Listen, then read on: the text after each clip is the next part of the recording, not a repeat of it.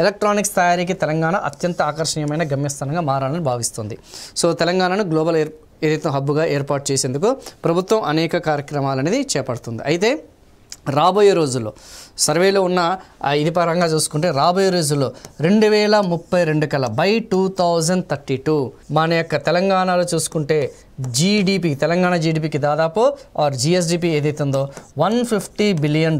ఎన్ని billion dollars చేరుకుంటుంది? ఎలక్ట్రానిక్కి సంబంధించిన ఏదైతే మనం చెప్పుకున్నవి ఎలక్ట్రానిక్ మార్కెట్ వాల్యూ ఆ యొక్క జిఎస్డిపి పరంగా చూసుకుంటే $150 బిలియన్ అనేది ఈ యొక్క కేవలం ఈ యొక్క ఏదైతే మనం చెప్పుకున్నాం ఎలక్ట్రానిక్ డివైస్ ఏదైతున్నాయో ఆ సెమీ కండక్టర్స్ ఏదైతేనో ఎలక్ట్రికల్ వెహికల్స్ ఏదైతున్నాయో ఎనర్జీ స్టోరేజ్ సిస్టమ్స్ ఈఎస్ఎస్ అంటే ఏంది ఎనర్జీ స్టోరేజ్ సిస్టమ్ రంగాలు 2032 నాటికి తెలంగాణ జీడిపి అన్న ఒకటే ఆర్ జిఎస్డిపి కన్నా ఒకటే $150 బిలియన్లు అందించడానికి సిద్ధంగా ఉన్నాయి. సో తెలంగాణలో దాదాపు ఈ ఎలక్ట్రానిక్కి సంబంధించిన డివైస్ పార్క్ ఏదైతే ఉందో అందులో దాదాపు 250కి పైగా కంపెనీలు ఉన్నాయి. వివిధ సబ్ సెగ్మెంట్లో 50,000 మందికి పైగా ఉద్యోగులు అనేది కలిగి ఉన్నారు. భారతదేశంలో ప్రతి 100 ఎలక్ట్రానిక్ డివైస్ పార్క్లో చూసుకుంటే 6 ఎలక్ట్రానిక్ డివైస్ వచ్చేసి మన తెలంగాణ రాష్ట్రం నుంచే కంట్రిబ్యూట్ చేస్తున్న సంగతి గుర్తుపెట్టుకోండి.